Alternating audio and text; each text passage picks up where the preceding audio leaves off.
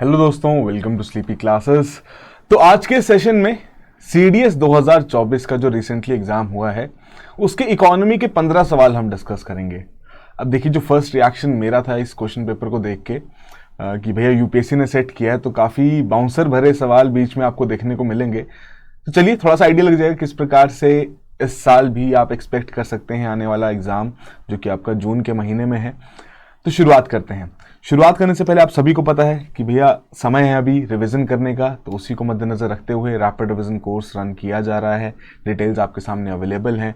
यदि आप चाहते हैं रिकॉर्डेड सेशंस देखना तब भी आप इस कोर्स को अवेल कर सकते हैं। राइट, तो पहला सवाल यहाँ पर देखिए, 69th question. I don't know कौन सा ये सेट था, बट चलिए हम यहाँ पर सॉल्व करते हैं। 69th क्वेश्चन आई होप आपको यहाँ पर दिख रहा हो कि विच of the following indicators use किए जाते हैं ताकि ऑब्जर्व किया जा सके मॉनेटरी ट्रांसमिशन मैकेनिज्म किसी भी पर्टिकुलर इकोनॉमी में। तो बहुत बार इसके बारे में जिक्र किया गया है, not exactly about the terms जो कि आपको यहां पर ऑप्शंस में दी गई हैं, but about the monetary policy transmission. कि भैया मॉनेटरी पॉलिसी ट्रांसमिशन का क्या मतलब है कि यदि आरबीआई द्वारा पॉलिसी रेट्स में कोई भी चेंजेस लाए जा रहे हैं तो उन चेंजेस को लाने का ऑब्जेक्टिव क्या है कि भैया वही चेंजेस उनको मार्केट में जाके भी दिखें, राइट, बैंकिंग सिस्टम में भी दिखें। तो जब वो बैंकिंग सिस्टम में भी उन्हें वो चेंजेस देखने को मिलेंगे या फिर मार्केट में भी उन्हें वो चेंजेस देखने को मिलेंगे कि अगर रेपो रेट कम किया जा रहा है तो उसकी वजह से इंटरेस्ट रेट्स भी कम होने चाहिए, तो इसे हम कहते हैं कि भाई यहां पर मॉनेटरी पॉलिसी का ट्रांसमिशन हुआ है। राइट, तो कौन से इंडिकेटर्स हैं जिनसे हम ऑब्जर्व कर सकते हैं कि मॉनेटरी पॉलिसी का ट्रांसमिशन हुआ है? ऐसे इंडिकेटर्स जो कि बैंकिंग सिस्टम से जुड़े हुए हैं, जैसे कि weighted average lending rate, weighted average domestic term deposit rate, कि भैया जो लोग पैसा अपना डिपॉजिट करवाते हैं, टर्म डिपॉजिट्स करवाते हैं, उन पे कितना रेट उन्हें यहां पर मिल रही है। 1 ईयर मीडियन एमसीएलआर। अब देखो 1 ईयर मीडियन एमसीएलआर बेसिकली, या जो आपका एमसीएलआर रेट है बेसिकली, हालांकि इसमें जो मॉनेटरी पॉलिसी ट्रांसमिशन है काफी स्लो माना जाता है, बट हाँ है, तो इसे भी हम यहां पर इंक्लूड करेंगे। But the fourth option which is the SDF rate, तो ये तो भैया खुद ही एक पॉलिसी रेट है। राइट, इसके माध्यम से तो हमें नहीं पता लगेगा कि मॉनेटरी पॉलिसी में ट्रांसमिशन आया है या नहीं आया है, तो उसी के चलते first, second and third option यहां पर करेक्ट बनती है। बी ऑप्शन हमारा करेक्ट ऑप्शन बनता है। राइट, आपका क्या ओपिनियन है इस पर्टिकुलर ऑप्शन के लिए? क्योंकि बहुत सारे जो सोर्सेज हैं यूट्यूब पर वो ये भी कह रहे हैं कि थर्ड ऑप्शन आपकी इंक्लूड नहीं की जाएगी, but after reading a few articles काफी जगह चीज लिखी गई है कि आपका जो 1 ईयर मीडियन एमसीएलआर रेट है, या आपके जो एक साल में जो एक वैल्यू यहां पर एमसीएलआर की निकाली जा रही है, कि हालांकि ये इतना इफेक्टिवली ट्रांसमिशन नहीं दर्शाता, बट कहीं ना कहीं कुछ केसेस में, कुछ पर्टिकुलर इंस्टेंसेस में ये देखने को मिला है कि जब आपके पॉलिसी रेट्स में चेंजेस आए हैं तो 1 ईयर मीडियन एमसीएलआर रेट्स में भी चेंजेस वहां पर देखने को मिले हैं। राइट, तो ये ही थोड़ी सी एम्बिग्यूटी है यहां पर ए और बी ऑप्शन में, तो मुझे थोड़ा बी ऑप्शन लग रहा है, तो इसलिए बी ऑप्शन यहां पर मार्क किया गया है। राइट, चलिए अगला सवाल यहां पर देखिए, अगेन एसडीएफ से रिलेटेड डायरेक्टली पूछ लिया गया है। तो एसडीएफ जो आपकी साइलेंट डिपॉजिट फैसिलिटी रेट जो इंट्रोड्यूस किया गया था, तो बेसिकली रिवर्स रेपो रेट जिसके माध्यम से बैंक्स अपना पैसा आरबीआई के पास जमा करवाते थे, उसी को एक तरीके से हम कह सकते हैं रिप्लेस किया गया। क्योंकि जब बैंक्स द्वारा पैसा आरबीआई के पास जमा करवाया जाता था तो आरबीआई को थोड़ी बहुत गवर्नमेंट सिक्योरिटीज भैया उतनी कोलैटरल रखनी पड़ती थी। आरबीआई कहता कि भाई मैं क्यों रखूं, तो एक विन विन सिचुएशन यहां पर क्रिएट की गई 2022 में, जब स्टैंडिंग डिपॉजिट फैसिलिटी रेट यहां पर इंट्रोड्यूस किया गया, जिसके माध्यम से बैंक्स को एडिशनल यहां पर इंटरेस्ट रेट गेन होता हुआ देखने को मिलेगा। चलिए अच्छी बात है, बट आरबीआई की जो रिक्वायरमेंट थी government securities in the form of collateral रखना टू द बैंकिंग सिस्टम, इसे यहां पर हटा दिया गया। तो दोनों ही स्टेटमेंट्स यहां पर बिल्कुल करेक्ट हैं, एंड उस तरीके से एसडीएफ जो है आपका फ्लोर रेट के तरीके से यहां पर काम करता है for the liquidity adjustment facility corner. की पहले आपका फ्लोर रेट क्या था यहां पर?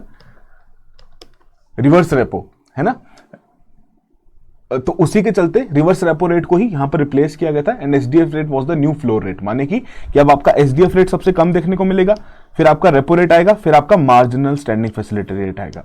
राइट, तो इन तीनों रेट्स के अभी क्या डेटा पॉइंट्स चल रहे हैं भैया, क्या करंट पॉलिसी रेट चल रहे हैं, जरा कमेंट बॉक्स में मेंशन कीजिए, होमवर्क है आपके लिए। राइट, तो दोनों स्टेटमेंट्स करेक्ट थे, जिसके चलते सी ऑप्शन हमारे यहां पर करेक्ट ऑप्शन है।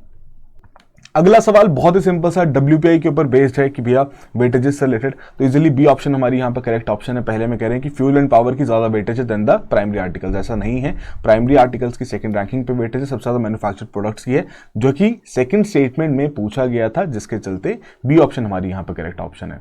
ओके, फ्री ट्रेड एग्रीमेंट्स के बारे में बात की जा रही है कि अगर इंडिया द्वारा फ्री ट्रेड एग्रीमेंट्स यहाँ पर साइन किए जा रहे हैं, तो फ्री ट्रेड एग्रीमेंट साइन करने का ऑब्जेक्टिव क्या है कि इंडिया यहाँ पर चाहता है ज्यादा मार्केट तक अपने प्रोडक्ट को लेके जाना, तो अगर वो चाहता है कि अब भैया उनके एक्सपोर्ट्स की यहां पर ग्रोथ हो, तो कौन कौन से फैक्टर्स के ऊपर वो डिपेंडेंट रहेगी? जाहिर सी बात है, टैरिफ रिडक्शन अगर अच्छा मिलेगा तो वो भी डिपेंड करेगा। उसके अलावा अगर यहाँ पर रिलैक्सेशन मिल रही है in the terms of rules of origin, तो उसमें भी यहाँ पर फायदा मिलेगा कि चलो बहुत ज्यादा सख्ताई रखी जा रही है कि नहीं, ये पर्टिकुलर प्रोडक्ट यहीं पर ही तैयार होना चाहिए, तभी इसे रिलैक्सेशन मिलेगी या तभी इसे फ्री ट्रेड एग्रीमेंट के बेनिफिट्स मिलेंगे, तो थोड़ा मुश्किल हो जाएगा। जितनी रिलैक्सेशन होगी उतना बेनिफिट यहाँ पर देखने को मिलेगा। फिर अगेन आपके जो सैनिटरी एंड फाइटोसैनिटरी मेजर्स हैं उनमें जितनी रिलैक्सेशन मिलेगी उतना हमारे ट्रेड के लिए बेनिफिशियल है। क्या हमारे पास कैपेसिटी है वैसे प्रोडक्शन की क्रिएशन करना, तो उसमें हमारा लेवल ऑफ इन्वेस्टर यहाँ पर रिस्पॉन्सिबल रहेगा। जिन देशों में हम अपना प्रोडक्ट बेचना चाहते हैं वहां के इनकम लेवल्स क्या हैं वो बहुत इंपॉर्टेंट है, ताकि हमारे प्रोडक्ट की वहां पर डिमांड होगी भी या नहीं होगी, वो बहुत ही इंपॉर्टेंट रोल प्ले करेगा। तो पांचों के पांचों फैक्टर्स यहां पर आपके एक इंपॉर्टेंट रोल प्ले करेंगे in the growth of exports, जिसके चलते डी ऑप्शन यहां पर करेक्ट ऑप्शन है। चलिए फिर अगला सवाल यहां पर देखते हैं, 86 क्वेश्चन, अगेन एन इंटरेस्टिंग सवाल। दो स्टेटमेंट्स दी गई हैं, पूछा जा रहा है जीडीपी डिफ्लेटर से रिलेटेड। पहले में कह रहे हैं कि जो जीडीपी डिफ्लेटर है ना, वो कैप्चर करता है average price of unchanging basket of commodities that constitutes the GDP of a country.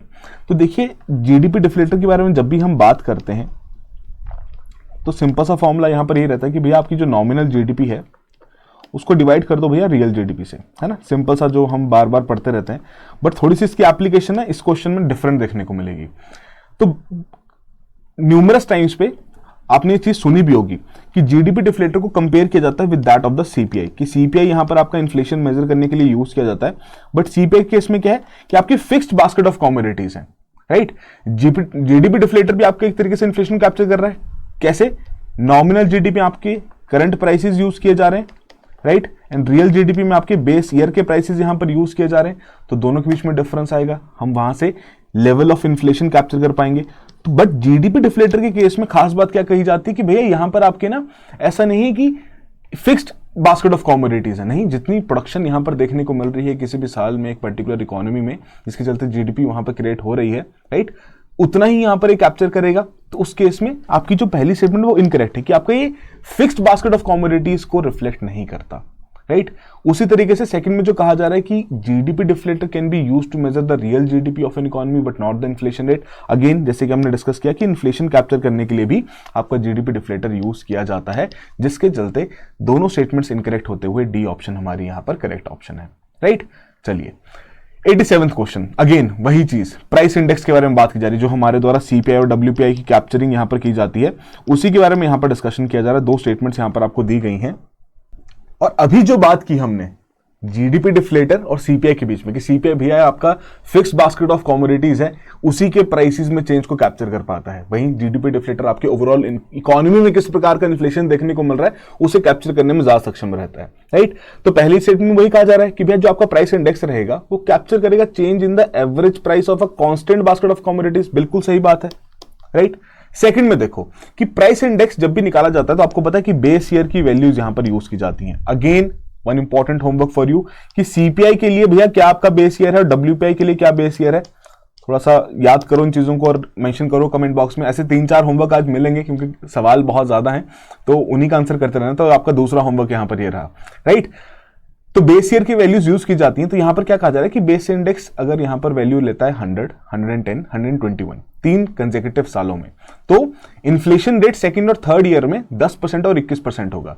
जी नहीं, अगर आपके फर्स्ट, सेकंड एंड थर्ड 100, 110, 121, तो जो इन्फ्लेशन रेट कैप्चर किया जाता है, हमने बहुत बार शायद इसको क्लास में भी डिस्कस किया है कि भैया ईयर ऑन ईयर बेसिस पर ये कैप्चरिंग की जा रही है, राइट। ऐसा नहीं होगा कि थर्ड ईयर का जो आपका कैप्चर किया जाएगा फर्स्ट ईयर के साथ कंपेयर करके किया जाएगा, जी नहीं। तो इसी बेसिस पे यहां पर आपकी 11% की तो रहेगी, एंड यहां पर भी उतनी आपकी 9 पॉइंट या 10% के राउंड यहां पर आपकी चेंज देखने को मिलेगा, राइट। जिसके चलते सेकंड जो हमारी स्टेटमेंट है वो इनकरेक्ट है, एंड उसी की वजह से ए ऑप्शन हमारा यहां पर करेक्ट ऑप्शन है। अच्छा, again one of those questions जो कि बहुत ज्यादा डाउट यहां पर क्रिएट कर रहा है, राइट, कि सवाल देखने में बहुत इजी लगेगा बट जब सेकंड स्टेटमेंट आप पढ़ेंगे तो आपको थोड़ा सा कंफ्यूजन यहां पर क्रिएट होगा। पहले में कह रहे हैं कि मोस्ट ऑफ इंडियाज रिजर्व्स, जो फॉरेक्स रिजर्व्स की हम बात करते हैं, they are held in the form of foreign currency, that we know, right. कि आपको जो बेसिक सा क्राइटेरिया है फॉरेन करेंसी एसेट्स का, गोल्ड का, एसडीआर का, रिजर्व ट्रांसपोजिशन का, तो यही सीक्वेंस भी रहती है कि भैया सबसे ज्यादा हमारे पास foreign currency assets, then comes the gold, then SDR and then the RTP, right. तो पहली स्टेटमेंट तो हमारी करेक्ट हो गई। सेकंड में कह रहे हैं कि there is no cost of holding foreign currency as reserves by a nation. अब यहां पर ना दो मतलब निकलते हैं इस चीज के। पहला मतलब क्या है कि while acquiring certain form of foreign currencies, और उन्हें होल्ड करने के समय पे कोई एक्स्ट्रा कॉस्ट पे नहीं करनी पड़ती, ठीक है। बट वहीं एक और मतलब क्या है कि हाँ, कहीं ना कहीं अगर आरबीआई द्वारा फॉरेन करेंसीज होल्ड की जा रही है और उन्हें कहीं इन्वेस्ट नहीं किया जा रहा, तो there is an opportunity cost जो कि यहां पर उन्हें बियर करनी पड़ रही है ना, कि बेनिफिट है जो कि वो मिस आउट कर रहे हैं while investing that particular foreign currency. तो यही दो डाउट्स यहां पर मेरे मन में भी क्रिएट हुए, बट कहीं ना कहीं ये भी लगा कि कहीं जो इस पर्टिकुलर स्टेटमेंट का मतलब है वो शायद इस तरीके से भी हो सकता है कि फॉरेन करेंसी होल्ड करते वक्त कोई कॉस्ट बियर नहीं करनी पड़ती, कि हमें किसी थर्ड पार्टी को एडिशनल पैसा नहीं देना पड़ता while holding that particular foreign currency. तो शायद इसी के बेसिस पर इस पर्टिकुलर स्टेटमेंट को मैं यहां पर करेक्ट मानूंगा। बट अगेन यूपीएससी की जब आंसर की आएगी with respect to this particular question, ये क्वेश्चन बहुत ही सोचने वाला है, उस तरीके से थोड़ा सा एम्बिगुअस भी कह सकते हैं कि पूरा ढंग से बताया नहीं गया किस प्रकार की कॉस्ट के बारे में यहां पर बात की गई है। एंड अपार्ट फ्रॉम दैट एक और पॉइंट भी यहां पर आ सकता है ना कि आप अगर फॉरेन करेंसी को होल्ड कर रहे हैं, राइट, तो उसमें वैल्यूएशन लॉस भी हो रहा है। बाकी करेंसीज अगर आपकी डिप्रिशिएट कर रही है तो उसकी वजह से आपका फॉरेक्स रिजर्व का जो वैल्यू है वो भी यहां पर डिप्रिशिएट करेगा, उसकी वैल्यू भी गिरेगी, राइट। तो शायद उस कॉस्ट की भी यहां पर बात की जा सकती है। तो ये थोड़ा सा वैसा सवाल है जो कि शायद एस्पिरेंट्स को थोड़ा कंफ्यूजन में डाल दे। आपका क्या ओपिनियन है इस केस में, आप बिल्कुल बताइए, डिस्कस कीजिए इस चीज को, क्योंकि ये जो पूरा यूट्यूब की कम्युनिटी है ये आपस में कम्युनिकेट करने के लिए ही है यार, कि आपको क्या लगता है एक पर्टिकुलर क्वेश्चन के बारे में, हमारा क्या ओपिनियन है उस क्वेश्चन के बारे में, उसको डिस्कस करना। But again a very good question, very thinking वाला क्वेश्चन है कि भैया सोचने पे मजबूर कर रहा है कि एग्जैक्टली यहां पर पूछा क्या जा रहा है, राइट। एंड थोड़ा सा अगर आप इसका हिंदी ट्रांसलेशन भी पढ़ेंगे, अगर आपके पास क्वेश्चन पेपर अगर आपको कहीं से मिले, तो भी थोड़ा सा आपको शायद यही लगेगा कि शायद फॉरेन करेंसी को होल्ड करते वक्त एडिशनल कॉस्ट कोई पे नहीं करनी पड़ रही, तो उसके बारे में बात की गई है, ठीक है। तो again one of those questions. तो दोनों स्टेटमेंट्स यहां पर करेक्ट मानते हुए सी ऑप्शन हम यहां पर मार्क करेंगे। यूपीएससी की जब आंसर की आएगी तो और क्लैरिटी डेवलप होगी कि एग्जैक्टली इसका क्या आंसर है। अच्छा, अगला सवाल एक वैसा सवाल जो कि शायद आप पढ़ें तो आपको थोड़ा सा दिक्कत होए कि एग्जैक्टली भाई यहां पर पूछ क्या लिया है ना। मुझे भी थोड़ी सी दिक्कत हुई थी, मैं टू बी फेयर। तो नॉट करेक्ट स्टेटमेंट यहां पर पूछी गई है, ठीक है। पहली स्टेटमेंट कह रहे हैं कि मार्केट मैकेनिज्म ओवर प्रोड्यूस कर रहा है किसी गुड को और वो जनरेट करती है पॉजिटिव एक्सटर्नलिटी। इनकरेक्ट स्टेटमेंट पूछी गई है। तो पहली बात, पॉजिटिव और नेगेटिव एक्सटर्नलिटी क्या होती है कि भैया कोई भी अगर आपकी इकोनॉमिक एक्टिविटी हो रही है उसकी वजह से अगर बेनिफिट हो रहा है किसी थर्ड पार्टी का, तो मतलब आपकी पॉजिटिव एक्सटर्नलिटी है। वहीं अगर नुकसान हो रहा है तो नेगेटिव एक्सटर्नलिटी है कि rather than the buyer and the seller, अगर बाकी सोसाइटी के ऊपर क्या इंपैक्ट पड़ रहा है उस चीज का, तो उसे हम पॉजिटिव और नेगेटिव तरीके से यहां पर देखते हैं। अब किसी भी चीज की अगर ओवर प्रोडक्शन होगी तो भैया वेस्टेज बहुत ज्यादा होगा, पर्यावरण के ऊपर असर पड़ेगा, बाकी लोगों के ऊपर असर पड़ेगा, तो फॉर श्योर वो पॉजिटिव एक्सटर्नलिटी तो जनरेट नहीं करेगा। तो इस स्टेटमेंट को तो हम इजिली यहां पर कह सकते हैं कि भैया ये इनकरेक्ट है, और शायद आंसर भी हमें यहां पर मिल जाएगा। बट इंपॉर्टेंट यहां पर क्या है कि भैया बाकी स्टेटमेंट्स को भी डिस्कस कर लें। तो ट्रेजेडी ऑफ कॉमन्स की भैया सभी लोग यहां पर रिसोर्सेज को शेयर कर रहे हैं। अब भैया जिसके पास ज्यादा पावर है, जो ज्यादा अपना इन्फ्लुएंस दिखाता है, तो वो थोड़ा ज्यादा उस तरीके से कॉमन रिसोर्सेज को शेयर करता है ना। तो शायद इसकी वजह से नेगेटिव इंपैक्ट कुछ लोगों के ऊपर पड़ता है। इसकी वजह से आपका ये जो ट्रेजेडी ऑफ कॉमन्स है ये नेगेटिव एक्सटर्नलिटी का एग्जांपल है। सेकंड को देखिए कि कैपिंग और जो ट्रेड है आपके पॉल्यूशन परमिट्स का, कि यहां पर एक तरीके से किसी भी एक इंडस्ट्री को अलाउ किया जा रहा है कि आप इतने लेवल तक पोल्यूशन कर सकते हैं, राइट, और उससे बियॉन्ड नहीं करेंगे। और अगर उससे कम आप कर रहे हैं तो अपने जो भी आपके पास पॉल्यूशन परमिट्स हैं, कि जितना आपको यहां पर आपका बैलेंस बच गया, कि भैया अगर आप यहां पर 150 यूनिट कर सकते थे, आपने 100 ही की, तो 50 यूनिट आप किसी को बेच भी सकते हैं। तो शायद ये थोड़ा सा एक अच्छा टूल है जो कि सरकार यूज कर सकती है to achieve a social optimum, कि चलो ताकि बाकी सभी लोग यहां पर एक फिक्स्ड क्राइटेरिया के बेसिस पर ही अपने पॉल्यूशन यहां पर देखने को मिले, राइट। तो ये स्टेटमेंट भी आपकी करेक्ट है। सी में जो बात की जा रही है कि optimal amount of subsidy in the case of an activity जो कि प्रोड्यूस करती है पॉजिटिव एक्सटर्नलिटी। अब देखो कोई भी एक पर्टिकुलर इकोनॉमिक एक्टिविटी है तो उसका इंपैक्ट डेफिनेटली जो बना रहा है, जो कर रहा है उस इकोनॉमिक एक्टिविटी को, उसको भी पड़ेगा कि भैया उसको पैसा मिलेगा। एंड उसकी इकोनॉमिक एक्टिविटी से जो प्रोडक्ट जनरेट हो रहा है वो आगे जाके बिकेगा, तो डेफिनेटली उसको भी फायदा मिलेगा जो उस चीज को खरीदेगा। बट यहां सब्सिडी के बारे में बात की जा रही है कि अगर एक पर्टिकुलर प्रोडक्ट ए व्यक्ति द्वारा बनाया जा रहा है और बी को बेचा जा रहा है, और वो ऐसा प्रोडक्ट है, एक ऐसी इकोनॉमिक एक्टिविटी है जो कि पॉजिटिव एक्सटर्नलिटी जनरेट करती है, कि पॉजिटिव इंपैक्ट बाकी लोगों के ऊपर भी जनरेट करती है, तो डेफिनेटली सरकार चाहेगी ना कि भैया इसकी जो अवेलेबिलिटी है सभी तक यहां पर पहुंच सके, राइट। कि अगर मैं थोड़ा सा फर्टिलाइजर्स का नेगेटिव इंपैक्ट ना देखते हुए पॉजिटिव इंपैक्ट देखूं कि भैया वो एक नेसेसरी इनपुट प्रोवाइड करती है अगर उसको ढंग से यूटिलाइज किया जाए। बट अगेन महंगा है, राइट। जो बना रहा है वो भी यहां पर पैसा कमा सकता है, जो खरीद रहा है वो भी यहां पर उस तरीके से अपना बेनिफिट देख सकता है। बट अगेन सबके लिए मुश्किल है खरीदना, तो सरकार क्या करेगी, उसके लिए सब्सिडी प्रोवाइड करेगी। तो सब्सिडी का जो मार्जिन रहेगा वो क्या रहेगा कि एक तो पहली बात सरकार क्या लेवल अचीव करना चाहती है, कितना सोशल बेनिफिट यहां पर अचीव करना चाहती है, वो उसका हाईएस्ट पॉइंट रहेगा। एंड कितना वो लोएस्ट पॉइंट क्या रहेगा कि भैया कितना प्राइवेट प्लेयर को यहां पर बेनिफिट चाहिए। तो इन दोनों का जो गैप रहेगा वो सरकार को बिल्ड करना पड़ेगा by the means of subsidy. कि देखो जो प्राइवेट प्लेयर है, जो भी प्राइवेट पार्टी, जो भी आपके फर्टिलाइजर की मैन्युफैक्चरिंग कंपनीज हैं, राइट, वो अपना नुकसान तो यहां पर नहीं करेंगी, उनको तो अपना बेनिफिट पूरा चाहिए, तो सरकार को उतना तो देखना ही पड़ेगा। बट सरकार चाहती है कि भैया बाकी लोगों तक भी ये फायदा यहां पर पहुंचे, तो उस केस में जो ये गैप रहेगा उसे वो सरकार सब्सिडी से बिल्ड करने की कोशिश करेगी। तो वही पर्टिकुलर चीज सी ऑप्शन में भी पूछी गई है। अगेन बहुत ही थिंकर वाली स्टेटमेंट्स यहां पर डाली गई हैं जो कि आपको सोचने में मजबूर करेंगी। बट इस तरीके का सवाल अगर पूछा जा रहा है तो डेफिनेटली थोड़ा सा अपना एफर्ट यहां पर गेयर अप करना पड़ेगा। बट अगेन जरूरी नहीं कि आपको जो आपका सिविल सर्विसेज का एग्जाम है वहां पर आपको इसी तरीके के सवाल यहां पर पूछे जाएं। बट हाँ, एक ऐसा सवाल है जिसके लिए आपको डेफिनेटली थोड़ा सोचना तो पड़ेगा ही। चलिए अगला सवाल यहां पर देखते हैं। जीएसटी से रिलेटेड पूछा गया था।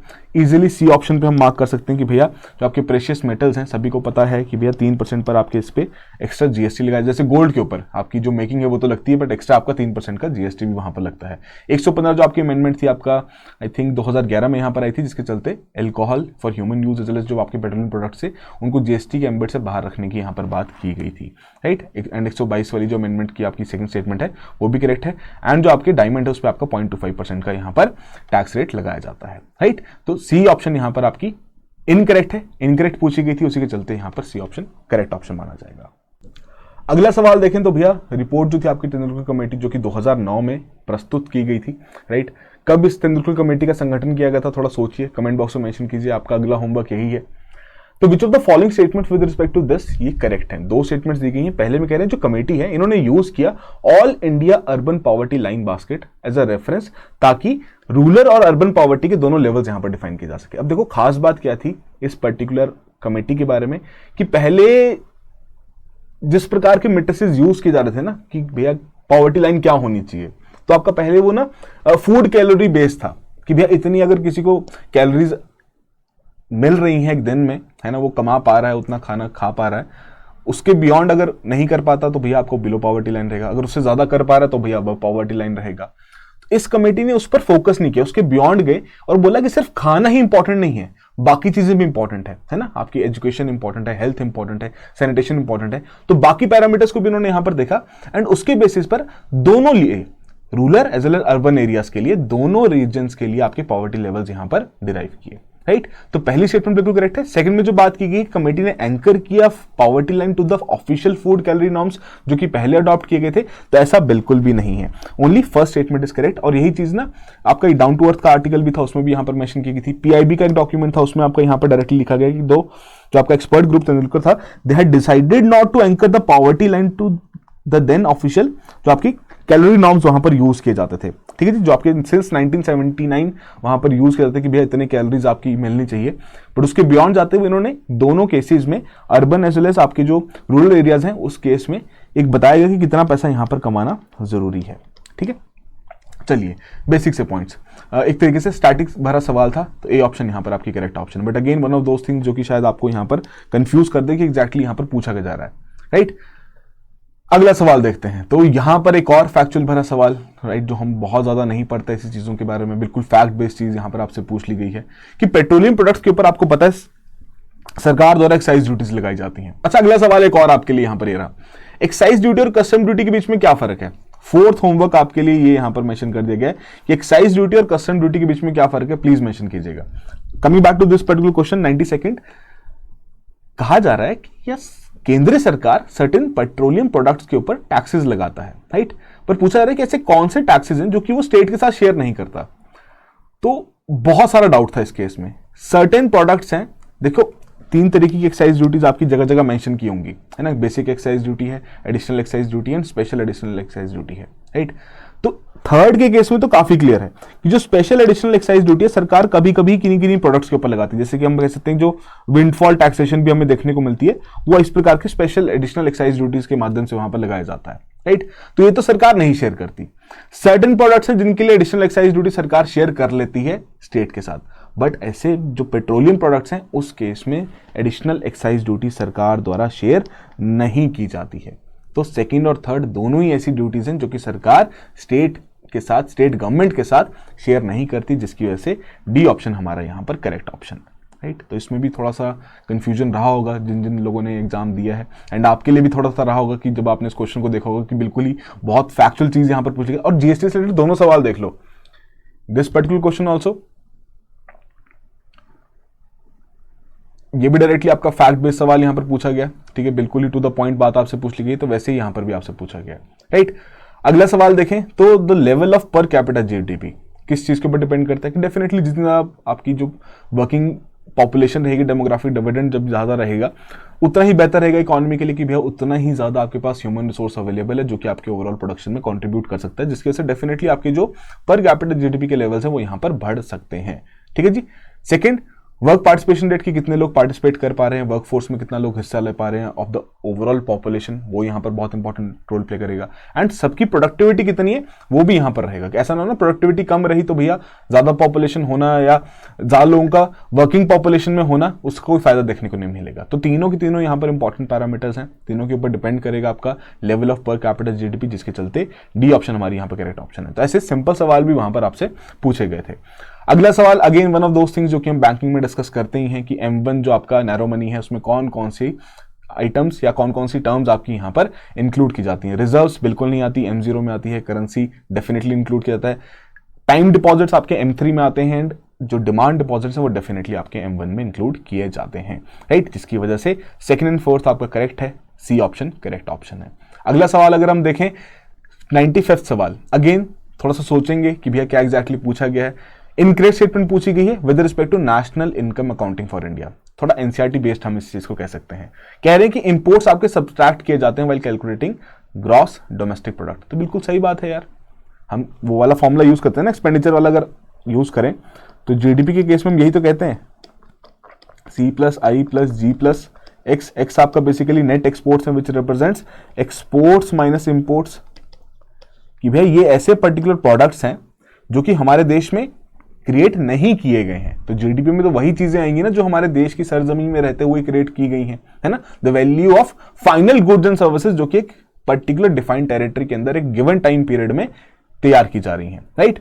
तो इंपोर्ट्स आपके सब्ट्रैक्ट किए जाते हैं। सेकंड करें नेट फैक्टर, जो आपकी पेमेंट्स हैं जो कि अर्न की जा रही है फ्रॉम द अब्रॉड, या जिसे हम NFIA भी कहते हैं, net factor income from abroad, ठीक है, कि इन्हें इंक्लूड किया जाता है जीडीपी में, जी नहीं, इसे बल्कि अब हम जीडीपी में अगर ऐड करें तो हम यहां पर जीएनपी तक पहुंच पाते हैं। तो ये एक पर्टिकुलर आपकी स्टेटमेंट थी जो कि यहां पर इनकरेक्ट थी, बट आपके लिए करेक्ट आंसर यहां पर देखने को मिला था, बिल्कुल सही बात। अपार्ट फ्रॉम दैट जो आपके सेकंड हैंड गुड्स हैं, ठीक है, जो उनकी जो भी परचेज और सेल की जाएगी they are not included in the GDP, बिल्कुल सही बात यहां पर आपको बताई गई है कि अगर हम जीडीपी के कंपोनेंट्स के बारे में बात करें तो one of those components is the PFC, private final consumption expenditure, and private final consumption expenditure में जो सेकंड हैंड गुड्स की आपकी परचेज और सेल होती है हम उसे इंक्लूड नहीं करते, ऑलरेडी प्रोड्यूस हो चुके हैं, ऑलरेडी वो जीडीपी में अकाउंट हो चुकी हैं, तो दोबारा अगर कोई इसको खरीद रहा है तो डेफिनेटली इंक्लूड यहां पर नहीं किया जाएगा।